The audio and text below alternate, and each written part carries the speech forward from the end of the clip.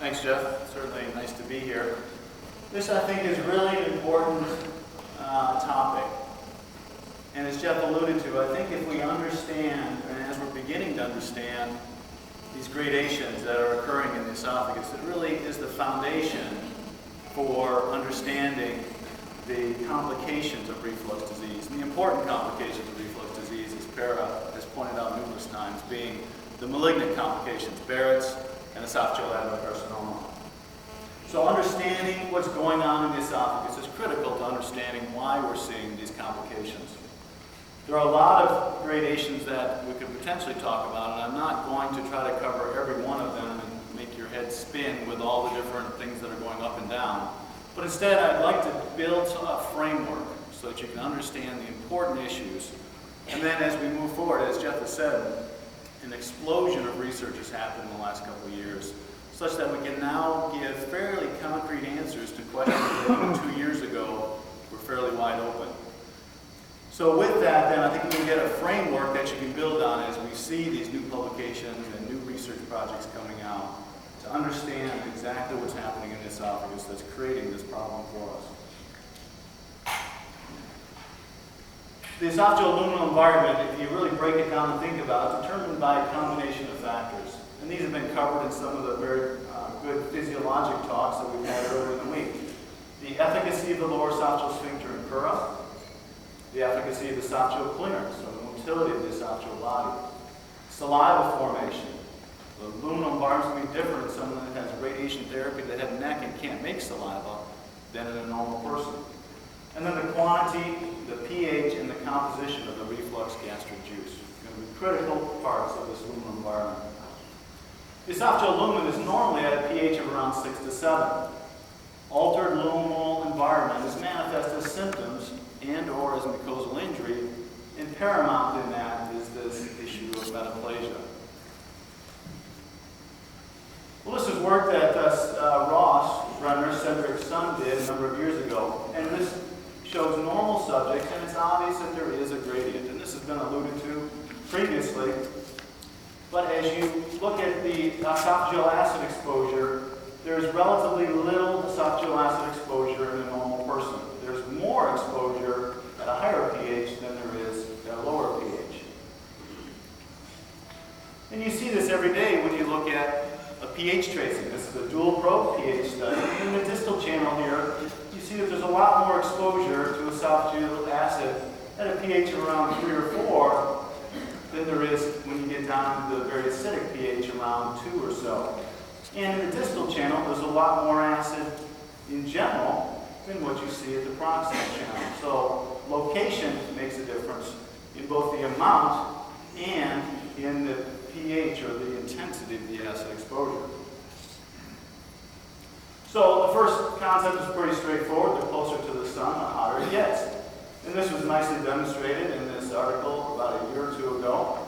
And if you put a Bravo probe a centimeter above the squamous junction, and another one 6 centimeters above the squamous junction, it's not a big surprise that whether you're a control or a GERD patient, you're going to have more acid when you're 1 centimeter from the squamous junction than when you're 6 centimeters. And it's a little more pronounced in the GERD patient, of course.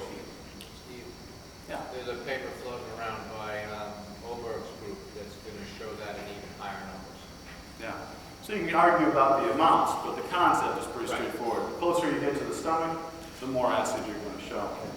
And this is another nice graph demonstrating a similar concept, that whether you have non-erosive reflux disease, erosive esophagitis, or Barrett's esophagus, the closer you are to the stomach, the more acid exposure you can expect, and that tapers off into the proximal esophagus as less time with acid in the esophagus. Well, we also know, and Jeff alluded to this earlier, that the pH of the material refluxing up has an impact in the symptoms. And what's been demonstrated that is the more acidic the reflux, the more likely you are to experience symptoms from that acidic reflux. And this goes back to Ross's paper again, and that correlates into mucosal injury. The more acidic the reflux material, the more likely there is going to be mucosal injury. You can get mucosal injury with reflux material at a higher pH, it's just less likely to occur. And this is the rest of that graph that I started with from Ross's paper. Normal subject again, relatively little acid exposure. If you have normal mucosa, you can have quite a bit of esophageal acid exposure, particularly when it's in this pH of 3 to 4. By time, though, you get injured esophageal injured mucosa, you either have a lot of acid exposure at pH 3 to 4, or relatively less acid exposure at a much more concentrated or acidic pH. And it's been well worked out, dating back to studies, elegant studies done in the 1960s, that the injury from acid is primarily through activation of pepsin, which is maximal at a low pH, pH 1 and 2. Exposure to this low pH for very short periods of the day is likely to lead to mucosal injury because of this mixture of acid and very activated pepsin. It takes a lot more exposure to get esophageal mucosal injury when the pH is higher. Steve? Yeah. You look at that previous slide where the injured mucosa has the percent, the previous one there. Is that This one? No, you have it. This one? Does that mean your motility is disordered? Is that why you're having more acid exposure? Well, there could be a lot of factors involved, but this is just looking at the likelihood of mucosal injury related to the intensity of the acid exposure. So the lower the pH, the more acidic the reflux material, the likelier you are to have mucosal injury. Okay? Now, what we've also understood is that there's more to the story of mucosal injury than just acid and pepsin. And that's become pretty clear. When you're dealing with acid reflux, NERD and erosive esophagitis, acid seems to be a bigger issue. But when you start dealing with metaplasia, it's not just acid and pepsin anymore. We see a very high prevalence of mixed reflux or gastroduodenal reflux. This was demonstrated, this is from Werner Kauer's work.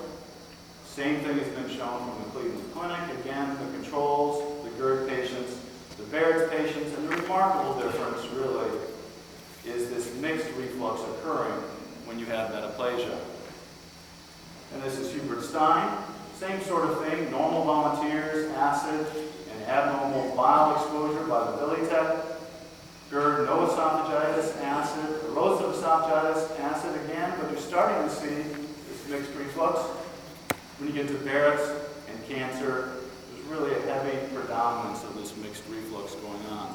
So it's not just acid, particularly when we're talking about the metaplastic and malignant complications of reflux disease. Well, what about these bile acids?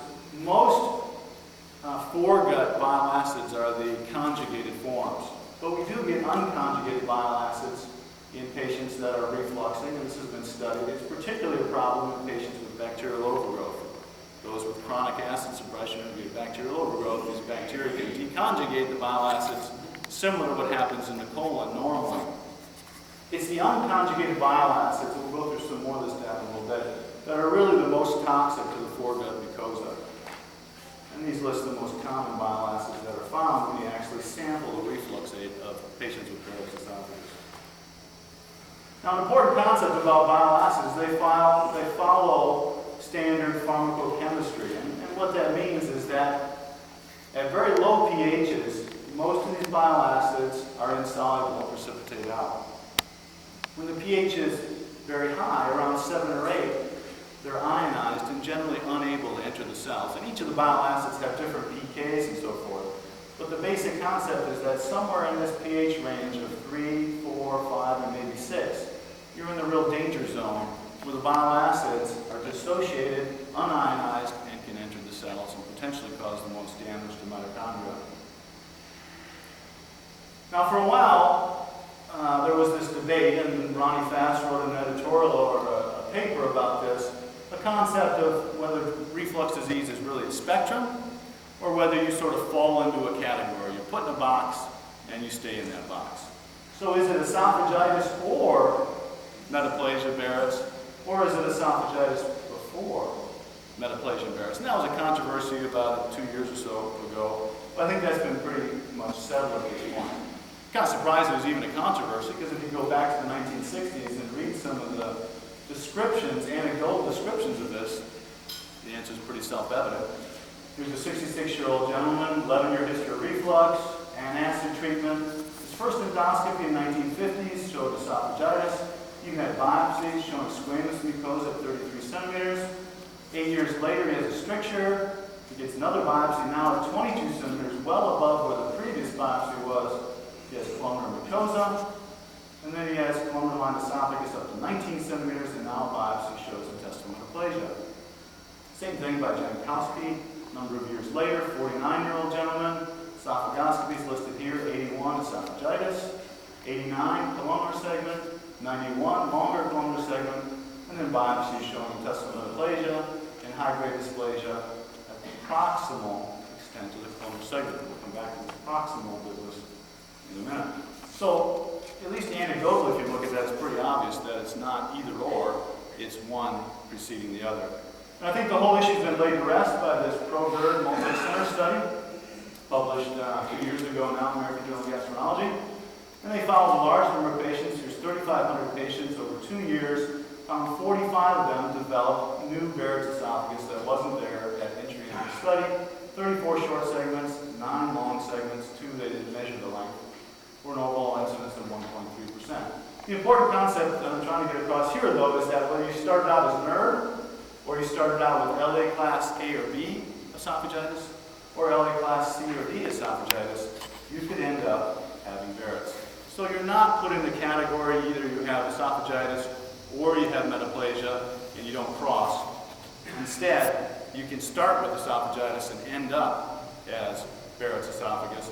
And what's really interesting is that Ronnie Fass's concept is completely backwards, because what they actually showed was that the worse your esophagitis, the more likely you are to end up with Barrett's esophagus. Exactly the concept that we would expect. The more severe your reflux disease, the more likely you're going to end up with metaplasia. Well, let's go back a minute now and talk about some important concepts in mucosal development in the GI tract to set a foundation. If we're going to understand what changes are happening, as Para would say, we have to understand where we started from. So a couple important concepts here. First, there's a variety of differentiated stem cell types that originate from a single stem cell. There are very complex processes that direct the cell-specific differentiation of these stem cells. And these processes are not completely understood, but we're starting to get our arms around them a little bit. Another critical concept is that these soluble morphogens, which are proteins expressed by specific genes, play a critical role in this whole process. Further, embryologic organogenesis is heavily controlled by similar, or in fact maybe the same, processes. Now, in foregut organogenesis, the gut develops from a primitive endodermal tube. Pattern gene expression regulates the morphogenesis, differentiation, and the boundaries of the developing GI tract. It was initially thought that after development, the expression of these critical genes that drive this differentiation are shut off and never to be heard from again except in disease states. But recently, that concept has been disproven. It's really now quite clear that these same signaling pathways that direct initial organogenesis have a vital role in adult life, continuing to direct differentiation, maintaining stem cell niches, and coordinating the cellular response to injury, particularly in the mucosa of the GI tract. I talked about this a couple of years ago. Our understanding from embryogenesis, carrying it forward into adult maintenance of GI mucosa, is based on a concept of these master switch genes, which really regulate these critical processes during embryogenesis and seem now to have a really important role in maintaining the GI tract mucosa. These were described as the morphogenetic code, and these genes produce proteins that we'll talk about. Hedgehog, sonic hedgehog, I introduced to you about 2 years ago, and it was almost unheard of. Now the explosion of research into hedgehog is amazing. We'll talk a little bit about some of that. So hedgehog and CDX2 are two critical master genes controlling the foregut. The Wnt gene and the bone morphogenic protein I want to focus on a little bit more this year that we didn't talk about now understand a little bit more, particularly about the EMP and its role. Well, let's start with hedgehog. There's 3 different types of the hedgehog protein. The sonic hedgehog is what we know most about, and there's Indian and desert hedgehog proteins. Similar biologic properties, but different potency, with sonic being the most potent, and that's the one we'll focus on today. Sonic hedgehog is critical for foregut development. In animals, if you eliminate sonic hedgehog, they end up with esophageal atresia and tracheoesophageal fistulas. And it may well be the same in humans as well. Furthermore, sonic hedgehog is critical for fundic gland differentiation.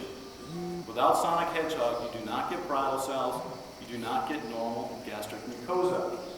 If you eliminate this gene from mice, they will develop intestinal metaplasia in the stomach rather than normal gastric mucosa. So this is a critical gene for foregut development, and it's a critical gene for fundic gland differentiation. It's also a critical gene for maintaining normal gastric epithelium. It's abundantly expressed in the adult. If you do immunostains of adult fundic glands, you will find sonic hedgehog. It's also found scattered in the crypts of small intestine and colon. We'll come back and talk about why that might be important later. If you look at a Meckel's diverticulum that has gastric mucosa and parietal cells, it will also stain positive for sonic hedgehog.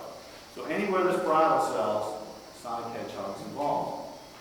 The expression is related to gastric pH. And this is a really important concept that we'll come back to over and over again here. If gastric pH goes down because of H. pylori infection or atrophic gastritis, you lose the expression of sonic hedgehog. And instead, you're going to get expression of CDX2, which we'll talk about in a minute. Now this is from culture studies, and I'm going to use selective culture studies because it's important to recognize that what we can do and what we find in cell cultures is often related to the type of cells that we're culturing and what we're doing to them in the laboratory, and it may or it may not relate to the actual situation in the esophagus. We have to be careful when we're looking at cell cultures, but we can get a lot of important information from them. This cell culture study demonstrated nicely the relationship between hedgehog expression and pH. Obviously, it's difficult to culture cells at a pH less than 5, so they have to start here. And as you increase the pH, sonic hedgehog expression falls off. Presumably, sonic hedgehog expression is maximal at around pH of 2 or so, but the cells will live in culture at that. So important concept number 1, sonic hedgehog is pH related, maximal expression, low pH, which you'd expect. Fundic mucosa makes acid, that's where sonic hedgehog should be expressed in an acidic environment. Now, if you start altering the pH of the stomach, you'll see changes in sonic hedgehog expression. This was demonstrated in a nice paper a couple years ago. Antrum doesn't have fundic mucosa. You wouldn't expect much sonic hedgehog there, and in fact, you don't find much. You take biopsies from the lesser curvature or greater curvature of the stomach. In patients with normal parietal cells, no Helicobacter, you find a fair amount of sonic hedgehog. And this is human patients using immunohistochemistry to stain for sonic hedgehog. Proof that sonic hedgehog is still involved in normal human adult GI mucosal maintenance. Now, if you get Helicobacter pylori infection and you get atrophic gastritis, sonic hedgehog expression is reduced. And if you have gastric cancer, it's also reduced. Situations where we'd expect less acid in the stomach. Now let's switch and talk about CDX1 and CDX2. These are the major proteins controlling the development of intestinal metaplasia. They're critical for development and maintenance of normal intestinal mucosa. CDX2 in particular is the one we'll focus on, and that is involved in the differentiated cells, or the villi, for intestinal metaplasia. If you have incomplete CDX2 expression in animals, you get loss of this intestinal mucosa. In fact, you get stratusfied squamous epithelium in the GI tract. If you have no CDX2, the animals die. So the best we can do is look at incomplete expression. CDX2 expression is absent in the normal fundic mucosa of the stomach, and it's downregulated by acid exposure. So it's the exact opposite of sonic hedgehog. Hedgehog is expressed in acid, expression goes down as the pH goes up. CDX2 is absent in acid, expression goes up with less acid. Probably the maintenance of GI mucosa is an interplay between the sonic hedgehog and the CDX2. Gastric acid hypersecretion produces gastric metaplasia of the duodenum and is associated with loss of CDX2 expression in what should be normal intestinal mucosa. Gastric atrophy and intestinal metaplasia is associated with CD2 expression, and it shouldn't be found in the stomach except for when there is no acid. This is a very important study demonstrating this interplay, published last year in the National Journal of Cancer. It's unfortunately missing the pH component, but I think we'll have to take for granted if you have Helicobacter pylori infection, you're likely to have less acid in the stomach, and once you eradicate Helicobacter, you should have more acid in the stomach. But it would have been nice if they would have a pH correlation to really prove these concepts.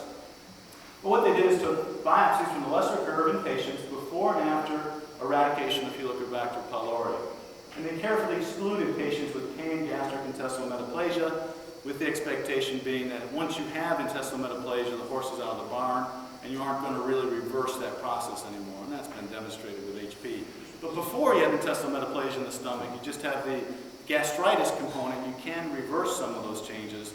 And what they found very nicely here is that before eradication, low acid in the stomach, active gastritis, sonic hedgehog is low, CDX2 is high in biopsies from the stomach.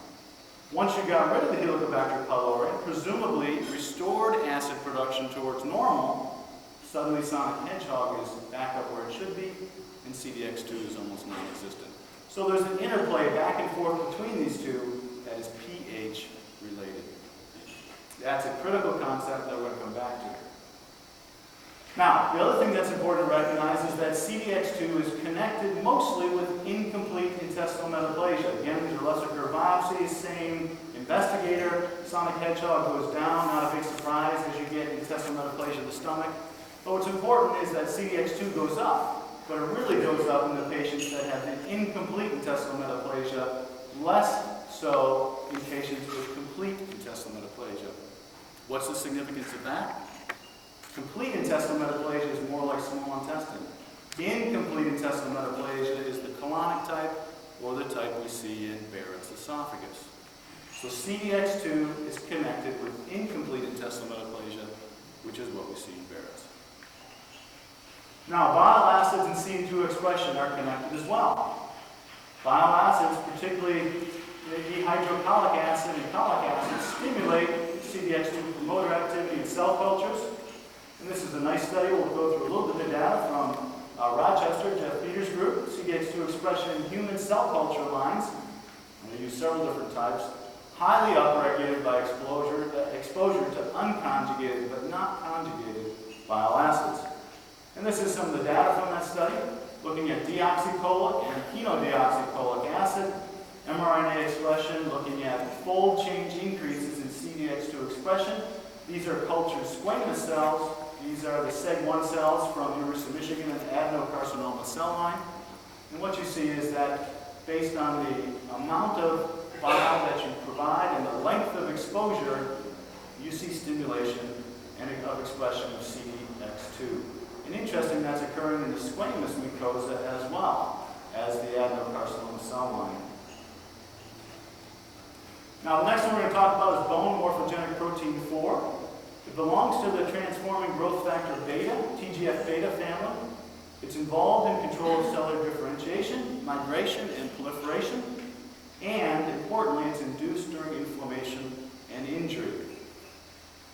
The normal esophageal mucosa is, of course, stratified squamous mucosa. Cells migrate from the basal zone towards the lumen, and migration is associated with differentiation of these squamous cells.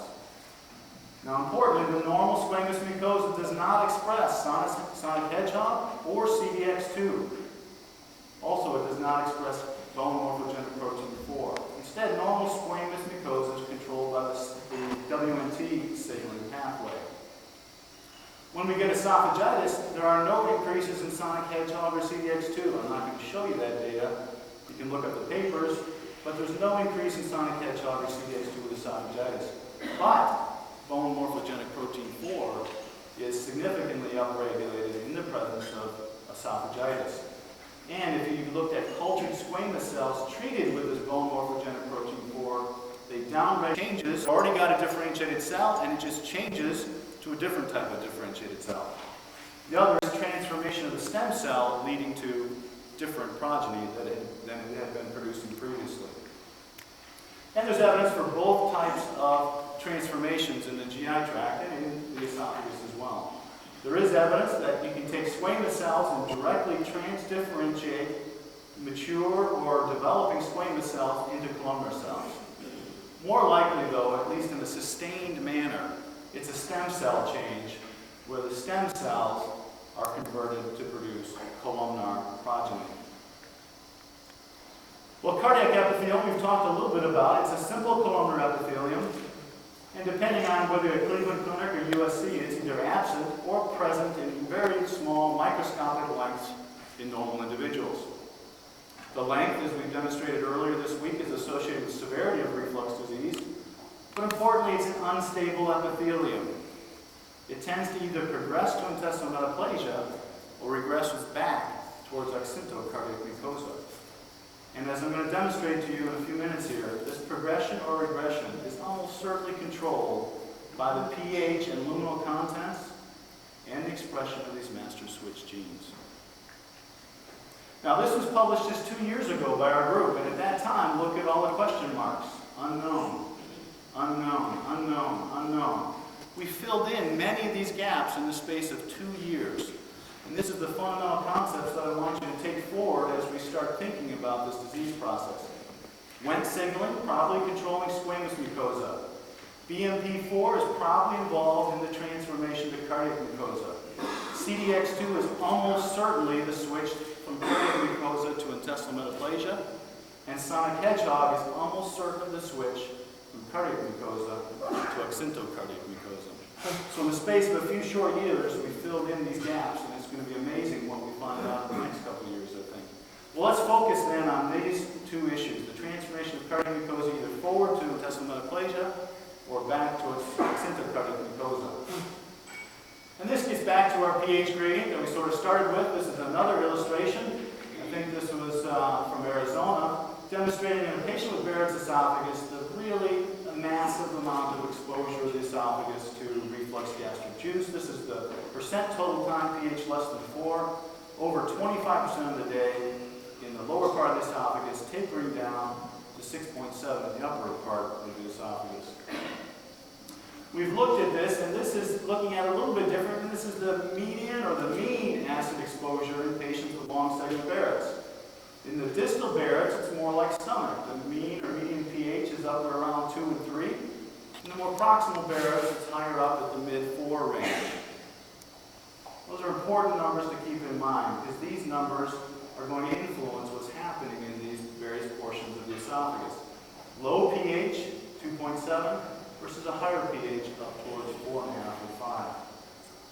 This is brand new data that you'll see first at the DDW this year from our lab looking at sonic hedgehog expression in long segment Barrett's esophagus. And exactly as you would have predicted if you've been paying attention, where there's high acid, you would expect a lot of sonic hedgehog. As there's less acid going up these long segments of Barrett's esophagus, less sonic hedgehog. Exactly what you would have predicted.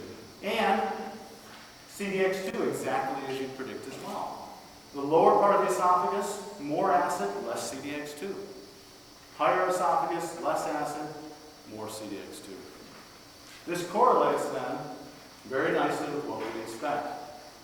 So if you look at this, the top of the esophagus, higher pH, higher CDX2, lower sonic hedgehog, what should you find on biopsies of the mucosa in the proximal esophagus? If you're thinking intestinal metaplasia, you're absolutely right. Bottom of the esophagus, lower pH, lower CDX2, but high sonic hedgehog. What should you get with high sonic hedgehog? You should get fundus gland type mucosa, gastric mucosa. So this is what we would expect. Based on what I've just gone over with molecular biology and gene expression techniques, this is what we'd expect to find. Well, how does that translate into reality? Well, this is reality back in 1976. Back in the 50s, when Barrett described Barrett's esophagus, the argument was whether this was a congenitally short esophagus.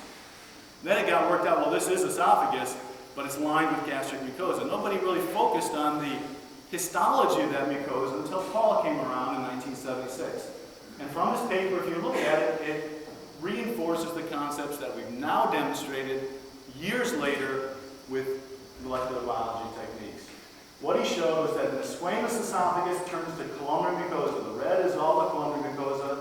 The highlighted yellow is squamous. The blue is what he outlined as specialized columnar epithelium, and little X's in there. So in this patient, he had squamous that went to columnar, and all of the columnar mucosa had intestinal metaplasia. In this patient, he had squamous that went to columnar, but only the upper part had intestinal metaplasia. The lower part was a mixture of either what he called junctional mucosa or gastric fundic type mucosa. This patient, squamous to upper intestinal metaplasia again, lower part, no intestinal metaplasia, but more of the gastric type mucosa. And this patient had no intestinal metaplasia at all in this columnar lined piece of esophagus. Fits exactly with what we just demonstrated. I thought the nail was in the coffin on this whole issue when Chandasoma published this. Then he looked at patients with long segments or segments of columnar metaplasia in the distal esophagus. And if you had intestinal metaplasia, 100% of those patients had the intestinal metaplasia in the proximal esophagus. Only a little more than half, 69%, had intestinal metaplasia all the way through that columnar segment into the distal esophagus. If you looked at it by biopsies, 94% of all the biopsies taken in the proximal portion of the columnar mucosa showed intestinal metaplasia. But if you restricted your biopsies to the lower part of the esophagus, only 39% of the time did you demonstrate intestinal metaplasia. Exactly what we would expect. That you have intestinal metaplasia at the proximal portion. It may go all the way through, like Paul showed in some patients, but it might not go all the way through. So if you're going to do biopsies, you'd be biopsying in the proximal portion to prove the intestinal metaplasia. So this is prevalence data of intestinal metaplasia, and this is actually looking a step further at the density of intestinal metaplasia. This is again Chandasoma. High density is represented by more than 2/3 of the glands, this grade 3 showing intestinal metaplasia. Lower density is the yellow. The lowest density, less than 1/3, is this grade 1, or the reddish color. And if there's no goblet cells at all, they got a green color.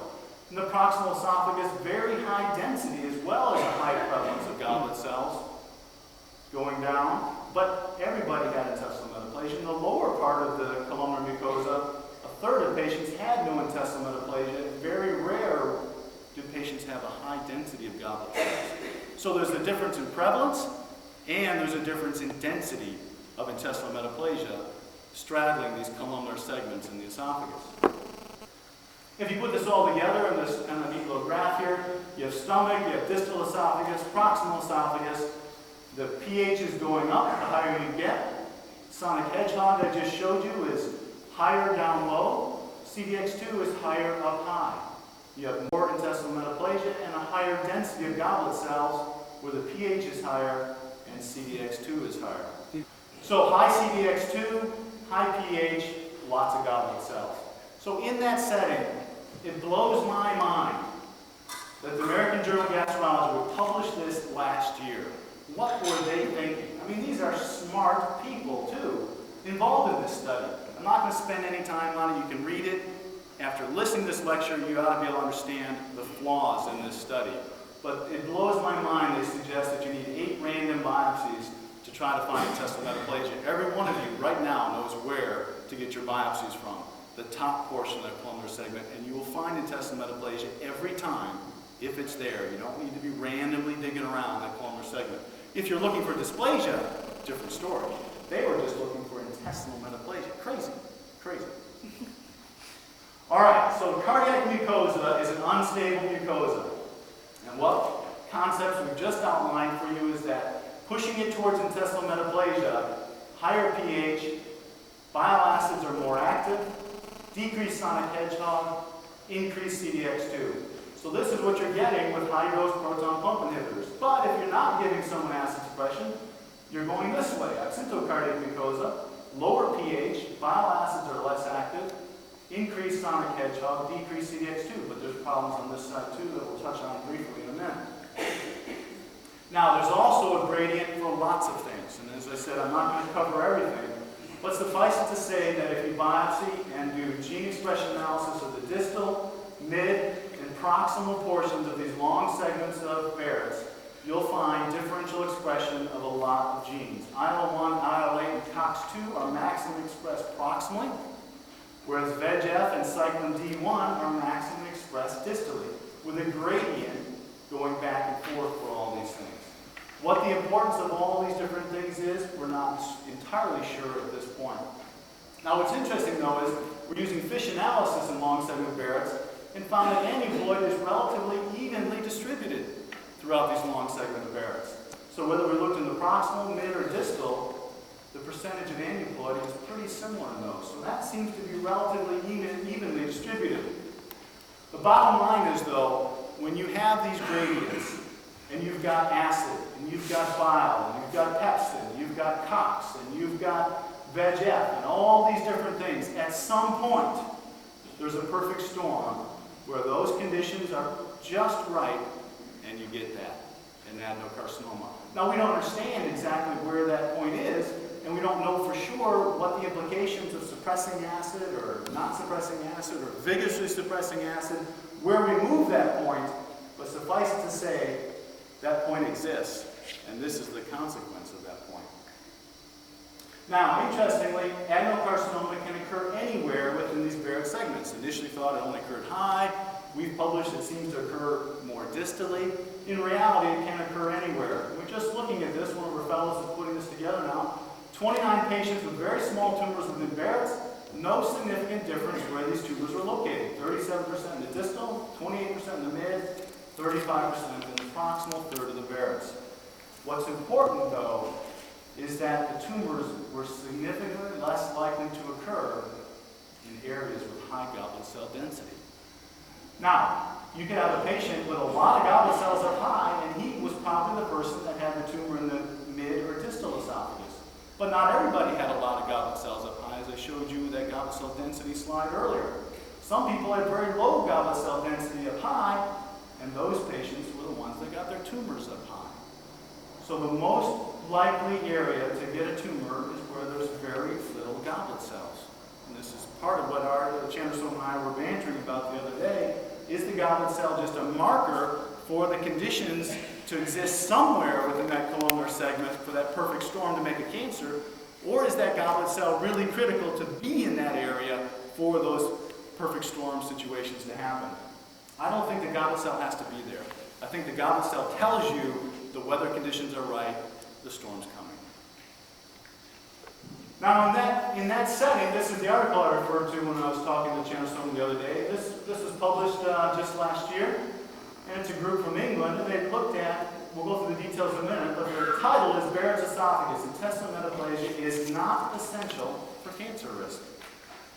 They did a retrospective review of all the biopsies from 1980 and 1994, and they categorized them on a re-review of whether there was intestinal metaplasia present or not. Then they looked at the records and saw what happened to all these patients that had these biopsies and if they went on to cancer. So 688 patients, they were able to look at the biopsies. 379 had intestinal metaplasia, 309 didn't have intestinal metaplasia, and interestingly, the development rate of cancer was identical, or at least not statistically significantly different between the two groups, whether they had IM or didn't. Now, no question, there was a sampling error in this. They took one or two or a couple biopsies, and for sure, if we're still arguing about where to take biopsies now, for sure they biopsied some of these patients in the wrong spot, and they had intestinal metaplasia, but they didn't identify it. But the point is, in patients that probably had a lot of intestinal metaplasia, because they found it right away in a biopsy, versus those that had relatively little amounts of intestinal metaplasia because they missed it, there was no significant difference in the risk of cancer.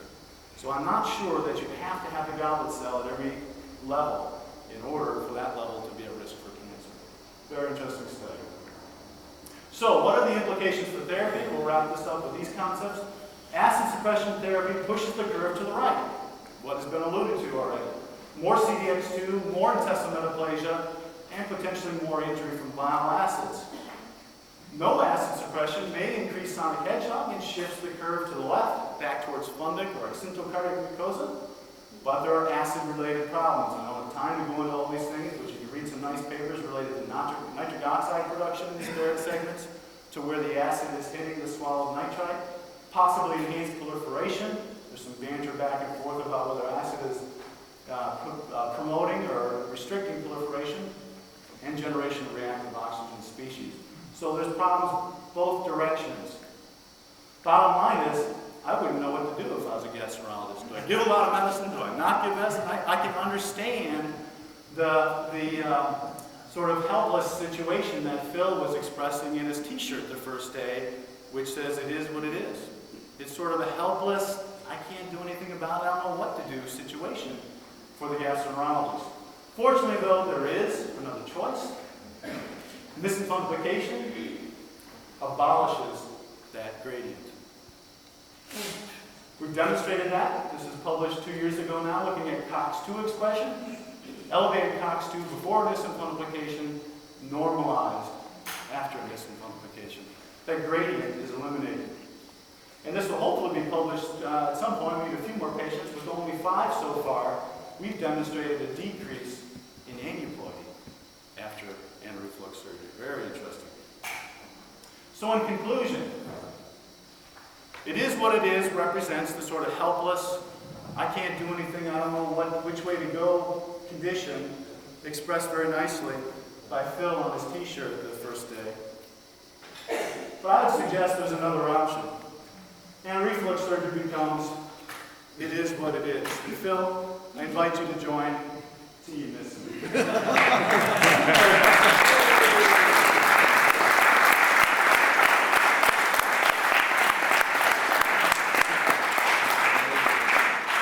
Carry this theme on, and I'm going to talk a little bit more about it after the break, so maybe 1 or 2 quick questions for Steve, and then we'll combine them at the end of the next talk, too.